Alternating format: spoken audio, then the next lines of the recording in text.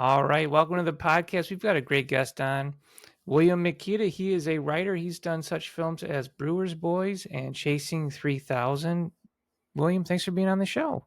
Hey, Geoffrey, thank you, sir. Great to be here.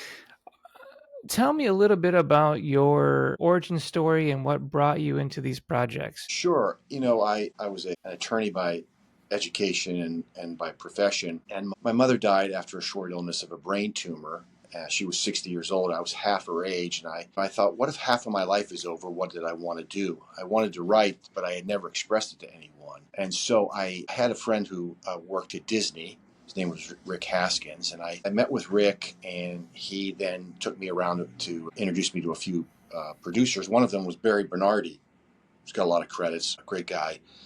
And at the time, he said, Bill, there's two ways to get into the business. One is, be a gopher, start at the bottom, work your way up.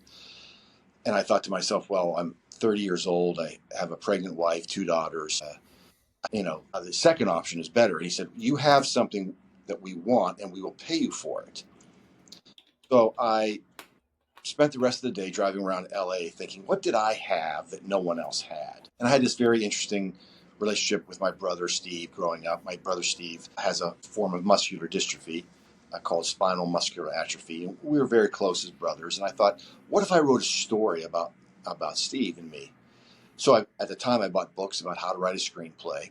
And I wrote a very autobiographical story, and I almost sold it to a producer for an after-school special. And he said to me, Bill, the only reason we're talking is because I feel you're passionate about the story. And that gave me the confidence to keep writing. So I wrote 2 or 3 additional screenplays, and then I went back to my original story, and I added the hook about the brothers going to see Roberto Clemente get his 3,000th hit.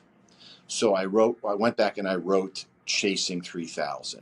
Started to pitch the story, and no one ever told me they didn't like the screenplay, but they would give me, feedback. It's a period piece. Those sometimes are a little difficult to make, but I did get feedback that it was too small of a picture, too small of a story. I learned as a screenwriter that meant it didn't have a broad enough appeal. Maybe it was too intimate of a story. I met a young writer named Chris D'Annunzio, and he said, Bill, I think you need to make your story bigger. So he and I, over a long weekend, 4th of July weekend, we locked ourselves in a room on Warner Brothers lot, and we rewrote Chasing 3000, creating a trip that the boys take across the country and, raising the stakes. And so we made the story bigger.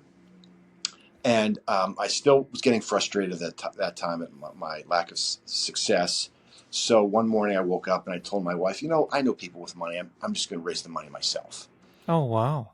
So I went out and I met with people who were friends. I met with other people that I didn't even know who were money people, hedge fund people. And I did have a friend who was a financial guy who liked the screenplay. And I went back to a producer, a friend of mine, Ryan Johnson. I met him. I had written a screenplay called Downward Rush. It was an helicopter action picture. And I say that it kind of bumped me up to a new strata of writers because I started to meet with producers who were bigger names. And one of those companies was Mandalay.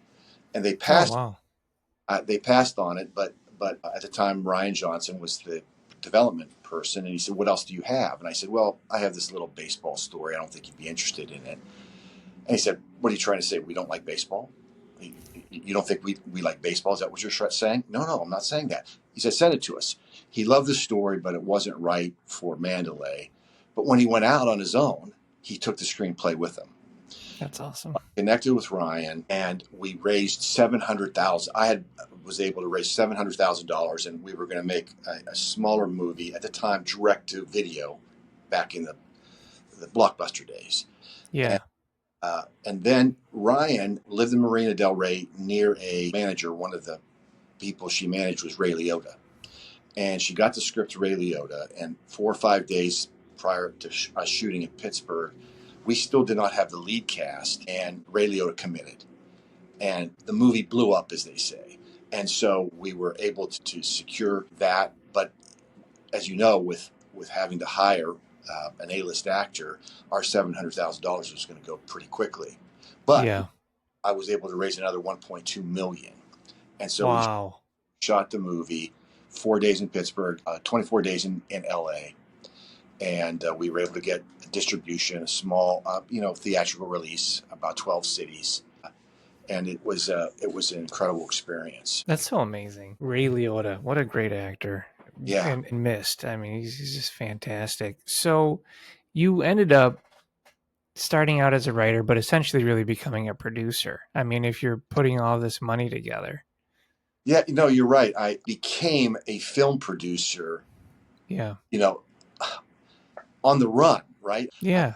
As I started out as the writer, and I learned on the job, like film school, a guerrilla making film school. But we were able to secure a great cast because people wanted to be in a Ray Liotta movie. We have Lauren Holly, we had Seymour Cassell, Emmett Walsh, and people just couldn't believe the cast we had. And so we made this story, and it was even more amazing because it is based on my life with my brother Steve. Yeah. I mean, what I love is that you found that story, that unique story that only you have, that you're able to write and market, and that you threw yourself into it and you didn't just stop with the script. That's what I like, because I think a lot of writers need to hear that, if you're not going the direction you want to go, if you're stuck, then become the producer. Throw yourself into it. Start getting the money behind it. Start going door to door. I know a guy who had no contacts, but he would just go to the nice part of town where the money was and just pitching everybody until he put together enough money to make a TV show. And he did it successfully. And it sounds like that takes a lot of hubris, and it does, but you can make it happen. Eventually, enough no's lead to a yes.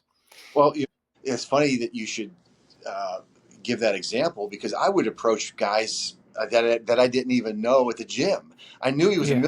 millionaire. I knew his name, and I just walked up to him and hey, I'm making this movie, and you may have no interest, but I'm looking for financing. And you'd be surprised that people aren't offended. Hey, they'll talk to you, and if they're not Yeah. interested. I learned I sold for a living for 4 years in radio sales, and there's an old expression in radio: the worst they can say is no. And Yeah. so I try to teach that, to my children, to younger people. Just ask. The worst that you will get is no, I'm not interested. Yeah, exactly. And then you just move on to the next opportunity. I agree. Right, and sometimes you just have to find a way. There is, but you got to get creative sometimes. Well, it sounds like you had a great script, and I like that you were coming from a place of strength, so that when you are approaching these people, these potential leads, that you're approaching with a great script that gives you the confidence when you're saying, hey, look, I have a great product here. This can really happen. Whereas as a new screenwriter, if you don't have a great script and you're trying to pitch and get it out there just to get work made, I mean, it can really blow up in your face. But No, it sounds like people love the story, and you wrote it in a way that it can kind of provide that emotional journey where people are like, yeah, I want to be part of this thing. And I think that's great. well, thanks. I think it worked out, but you're right. It takes several scripts, right? Sometimes someone is an excellent writer and sells their first screenplay, but that's rare, right? As I got better at my craft, you get more confidence, and that's a key. Well, you did something that I thought was really smart, is you didn't just stop at that script. You wrote that script, and then you wrote more scripts. And one of the great things I've heard from somebody is write that first script, throw it in a drawer, write 10 more new scripts, then go back to that first script and rewrite it. Now you're rewriting it with expertise and the knowledge of what you've learned over the other works. And you did exactly that, whether you realized you were doing it or not. Obviously, it worked out in your favor. But I think that's so true. There's so many writers out there, they write their first script and they think, okay, this is the one. And it's a Dunning-Kruger effect. You don't know what you don't know after you wrote that first script. You have to write and work on several more in order to get that experience to go back and go like, okay, how do I make this into something I can actually try and get investors involved in? Oh no, you're exactly right. Sometimes you get bad advice, but if you listen to people, you get good advice, and you have to sift through advice. And one of the things that you will hear in Hollywood as a new writer, as a novice, is if they like your screenplay but they passed on it, they will always ask you what else you have. Yeah, it's true.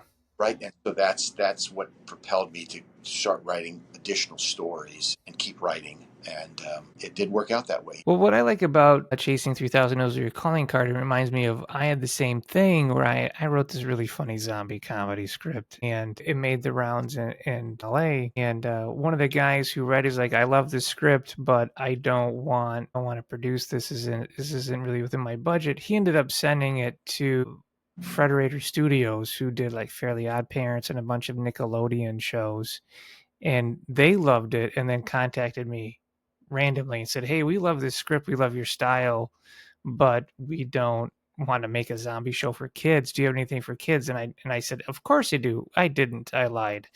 And then I called my friend and said, hey, we need to write a kids show tonight. So we wrote a kids show and pitched it to them, and they liked it. They ended up passing, but then we converted that into a feature, which then got repped at con, and people are looking at it. Yeah, so it's really crazy if you have a good script and somebody reads it and they say no.